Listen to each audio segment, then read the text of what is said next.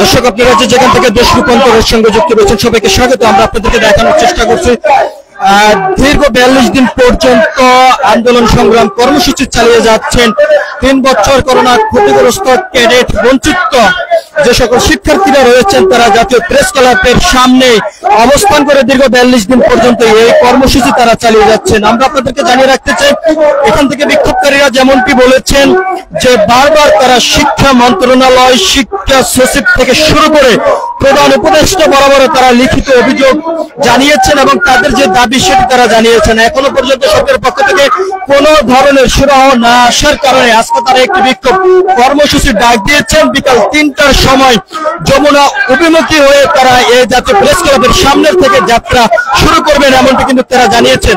আমরা আপনাদেরকে দেখানোর চেষ্টা করছি, আপনারা দেখতেছেন যে জাতীয় প্রেস ক্লাবের সামনে অবস্থান করে দীর্ঘ 42 দিন পর্যন্ত তারা এক টানা বিক্ষোভ কর্মসূচি তারা চালিয়ে যাচ্ছেন। এখান থেকে বিক্ষোভকারীরা বারবার যেমনটি বলেছেন তাদের ন্যায্য অধিকার নিয়ে তারা এই রাজপথে অবস্থান করেছেন এমনটি এখান থেকে তারা বলেছেন।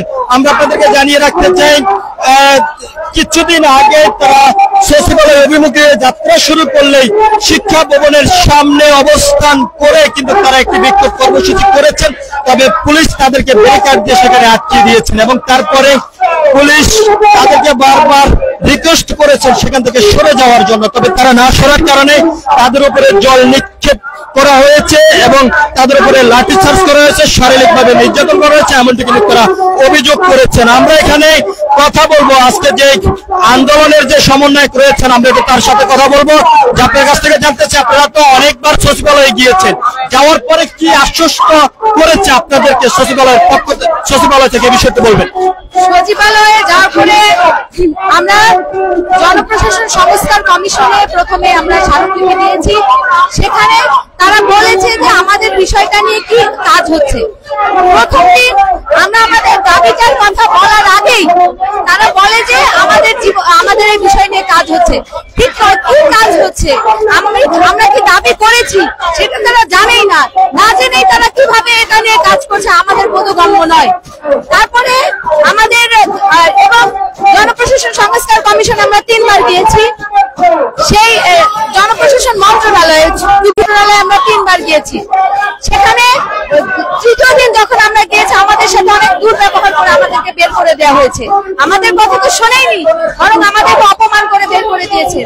উপদেষ্টা রেজওয়ানা ম্যামের কাছে আমরা প্রথম থেকেই তার সাক্ষাৎ চেয়েছি, কারণ তিনি যতজন উপদেষ্টা আছে তাদের মধ্যে অত্যন্ত গুরুত্বপূর্ণ একজন উপদেষ্টা।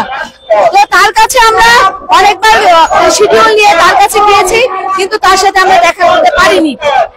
আমরা তার সাথে একবার সিঁড়িতে আমাদের সাক্ষাৎ হয়েছিল, ওই সময় তিনি আমাদেরকে বলেছিলেন যে হচ্ছে আমাদের দাবিটা কি। তখন আমরা তার সামনে সেটা উপস্থাপন করেছিলাম এবং তিনি বলেছিল যে এইটা নিয়ে কোথায় উপস্থাপন করলে কাজ হবে। তখন আমি তাকে বলেছিলাম যে এই বিষয়টা নিয়ে জনপ্রশাসন মন্ত্রণালয় কাজ করে। তখন বলছে ঠিক আছে আমি বিষয়টা দেখছি। সেই দেখার কথা বলে আজকে 20 দিন পার হয়েছে আর কি। আমরা এরপরেও তার সাথে আবার যোগাযোগের চেষ্টা করেছি, কারণ ওই দিন ম্যাম আমাদের বলেছিল আপনাদের বিষয়টা জটিল, এটা নিয়ে আমি আপনাদের সাথে বসতে চাই এবং আলোচনা করতে চাই। আমাদেরকে লিখিত শিডিউল দেওয়ার পরেও আমাদের সাথে দেখা করেননি, সেই শিডিউল পরিবর্তন করেছেন। বন অধিদপ্তরে তার সাথে আমরা আবার বসেছি, কিন্তু তিনি সব মিটিং গুলোতে অনেক সময় দিয়েছেন, কিন্তু আমাদের সাথে দাঁড়িয়ে মাত্র 2 থেকে 3 মিনিট কথা বলেছে। আমরা কিছু বলার আগে তিনি আমাদেরকে বলেছে আপনারা এখন কোন বিসিএস টা চলছে। আমরা বলছি ম্যাম এখন তো বিসিএস এর কোনো সার্কুলার নেই। তখন বলছে যে সামনে কোন বিসিএস এর সার্কুলার। আমরা বলেছি নভেম্বরে 50তম বিসিএস এর সার্কুলার আছে, হয় তোমরা তো একটা বিসিএস এ আবেদন করতে চাও। আমি বলছি না ম্যাম, আমরা তো একটা বিসিএস আবেদন করতে চাই না, আমরা আগামী ন্যূনতম 1 বছর বাংলাদেশের সকল প্রকার চাকরিতে আবেদন করতে চাই। এই বলছে যে ঠিক আছে আমি বিষয়টা দেখবো। এই দেখাটাও আজকে 15 দিন অতিবাহিত হয়েছে। আমরা আসিফ নজরুল স্যারের কাছে আমাদের স্মারকলিপি দিয়েছি, তার সাথে আমাদের 1 মিনিট কথা হয়েছে।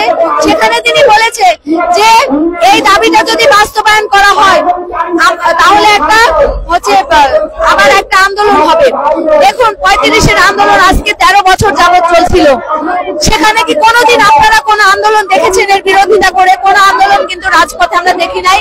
35-কে বিরোধী করে কোনো মানব সভা আমরা হচ্ছে মানববন্ধনও কোনোদিন আমরা দেখি নাই। আবার এই যে আমরা এই দাবিটা নিয়ে এখানে আমরা কথা বলছিলাম এই আন্দোলনের সমন্বয়কের সঙ্গে, তিনি যেমনটি বলেছেন আজ দুপুর 3টার সময় জাতীয় প্রেস ক্লাবের সামনের থেকে তারা যমুনা অভিমুখী হয়ে তারা একটি পথযাত্রা